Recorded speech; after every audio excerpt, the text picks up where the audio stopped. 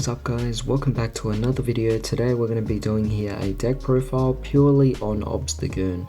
So what I mean by this is that I'm not actually going to be relying on any kind of secondary attackers. This is purely going to be focusing only on Obstagoon alone. Now of course it does seem a bit crazy because Obstagoon here's Knuckle Impact is a really strong attack, although it does have a drawback, and that is it can't use the attack again next turn. As a result, you're going to have to be able to switch the Pokemon quite a bit here, so there is definitely quite a bit of board shenanigery happening in this particular deck, but that's just all part of the fun. However, with that being said, if you guys enjoyed this kind of video, definitely consider dropping a like, share, comment and subscribe. It really does help. But with that being said, let's begin. So let's get this out of the way first. We obviously have here the Obstagoon engine or the Obstagoon line. We have here 4 Obstagoons, of course, 4 Zigzagoons, and Zigzagoons are really amazing in this particular build because you could actually use it on its own. With its own ability, it's just so good in this particular case. You get to ping damage onto your opponent, so if you're actually using Knuckle Impact, which is 180, plus the Headbutt Tantrum, which is 10 extra damage, you're definitely going to be benefiting quite a lot off that attack there, plus a few other additional bonuses you might be able to pull off here as well. But with that being said, this is a typical stage 2 line that you would play because you are playing rare candies in this particular deck as well.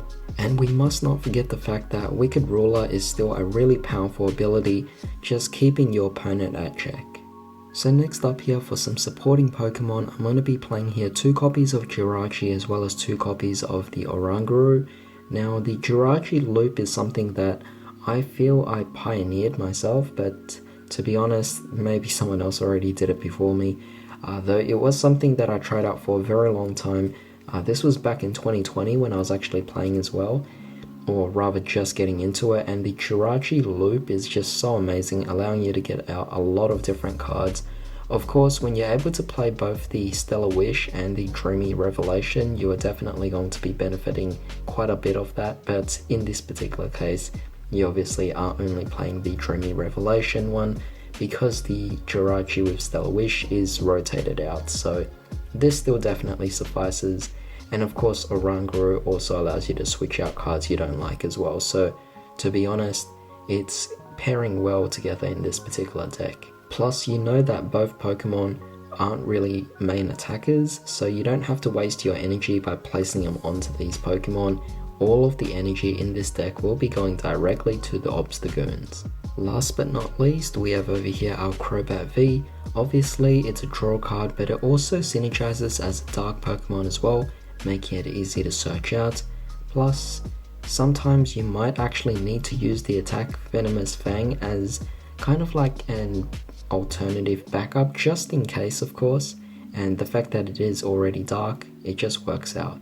Now as for items, I'm sure you guys are not surprised about this. We have here 4 Quick Balls and 4 rare candies, as well as the 2 evolution incense. Now the searches make sense and the rare candy makes sense as well, but this is the ratio that I don't think anyone is surprised with. Now to make the Jirachi loop actually work, we obviously have to play as many cards that allow us to switch as much as possible. As a result, playing all of these here, allowing us to manipulate our own board, is definitely going to be very beneficial for this particular deck.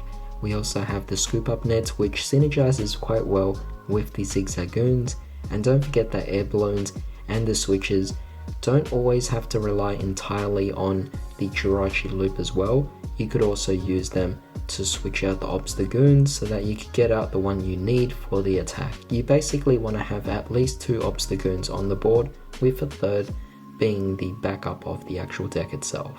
And finally, for a bit of disruption, we're going to be playing here the 1 Tool Scrapper.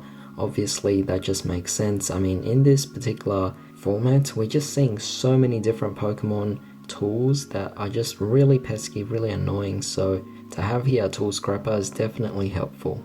And of course, for Fan of Waves, you guys could actually play Crushing Hammers if you want, but I believe that with Fan of Waves, given that you don't have to rely on a coin cost, you can guarantee the destruction of a particular card, or at least the removal of a particular card. Now onto supporters, we're going to be playing here 3 copies of Piers. I didn't want to play 4 copies because I didn't want to clog up the deck too much with too many supporters, because that would have definitely been an issue. Supporters are only restricted to once per turn anyway, so with that being said, what's the need of actually filling up the deck with so many of them? 3 copies of Piers works out plenty for the deck itself because it searches out exactly what you need and gets you the additional energy, which is a nice bonus as well. Next up, I'm playing here 1 copy of Leon and 2 copies of Boss's Orders. Boss's Orders is pretty self-explanatory, however the Leon is pretty decent because the actual deck itself can potentially allow you to dish out a little bit more damage to get out one of those stronger Pokemon out there. So you combine the 180 of the Obstagoon plus the Leon, which is 30, making 210, and then you have here a Zigzagoon as well with potential scoop up nets. You could deal a potential 250 max damage, which is definitely quite decent enough to get rid of plenty of Pokemon out there.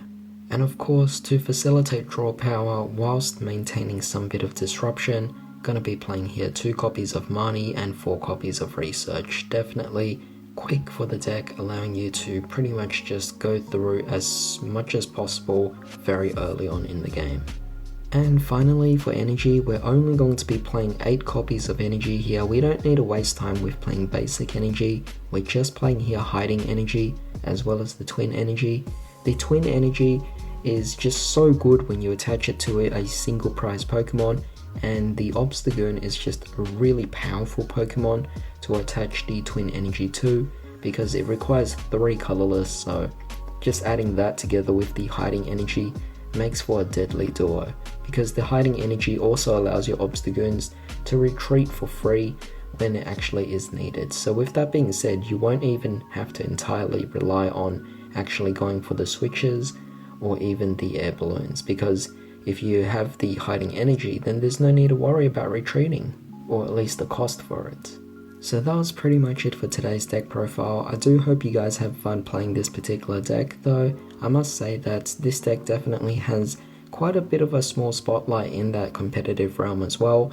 At best being a rogue deck, it is definitely something that I like to explore a bit more and do a bit more experimentations on, and find out whether or not I could actually push this way beyond what it is currently at the moment. But with that being said, definitely share your experiences with this particular card. Have you actually played this card before, or are you willing to try it right now?